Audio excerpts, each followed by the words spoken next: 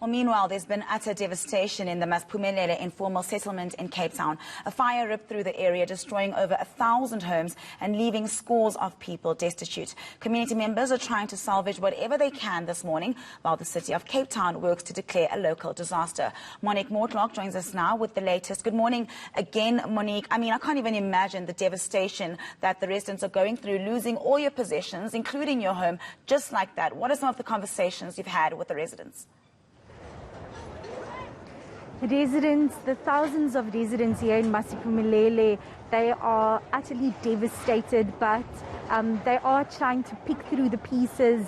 As I showed you a little earlier, residents are trying to see if they can salvage anything in what you are seeing, the heaps of corrugated iron. We've seen what is the leftover of some equipment from some household items like your washing machines, stoves.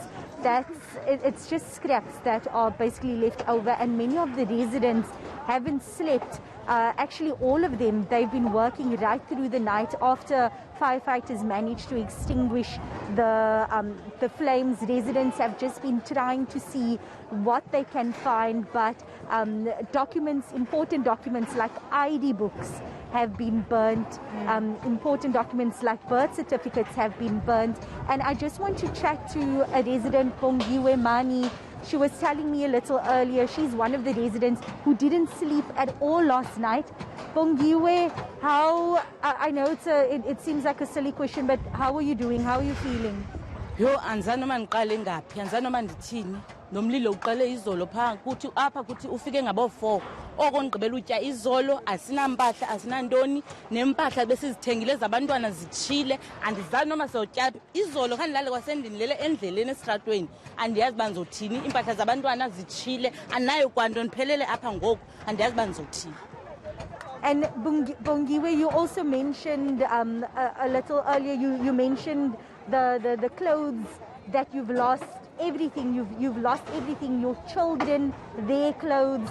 We heard from Living Hope a little earlier, an organization that's trying to coordinate efforts to get people to help. What are some of the items that are most important to you as a mom especially?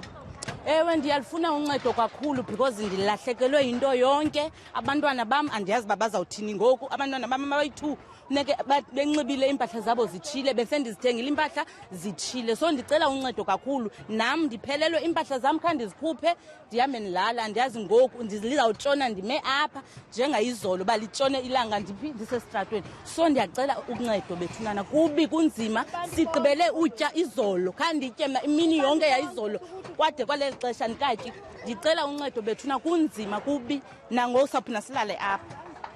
Thank you very much. That was Bongiwe Mani, a resident here of Masiphumelele, one of the thousands of residents who have lost their homes, lost their clothes, lost everything. She's also a mother to 2 children, 7 years old and 4 years old.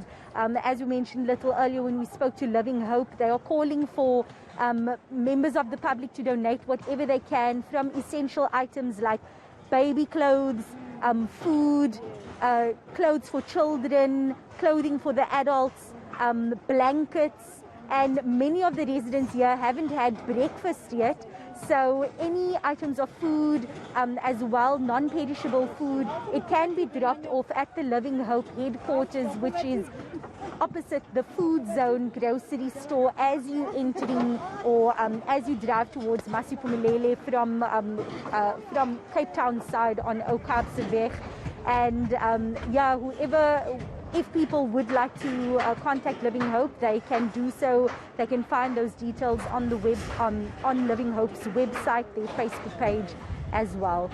Monique, so sad hearing Bongiwe talking about the fact that she and her kids haven't eaten since yesterday, that they've had to sleep in the streets. I know that the crew are currently monitoring the situation for any possible flare-ups. Are there any fears that there will be another fire? I heard you mention earlier that the winds are still blowing. The winds are definitely blowing, and last night the gale force winds made firefighting efforts quite difficult. As we drove into Masiphumelele a little after 6 this morning, we saw a fire truck leaving the area, and we have heard from the city that last night that the fire crews will only leave once they've been assured that the fire has been completely extinguished. As you can see, people are on the site trying to see what they can salvage, if anything at all. So it seems as if for now there is no danger yet of any flare-ups, but we will hear more about that from the city of Cape Town a little later. As I mentioned earlier, MACO member Malusi Boy will be visiting the area in about an hour or two just to assess the damage firsthand, and we'll hear from him firsthand how far the city and Western Cape government's process to declare this a local disaster, how far that process is, because it seems this is the only way for local government or for the city of Cape Town to access emergency relief funds in order to get those fire starter kits, the corrugated iron, the material needed by residents to rebuild. Thanks, Monique. Of course, we'll continue to monitor that devastating situation. That's my colleague Monique Mortlock out at Masiphumelele Township in Cape Town.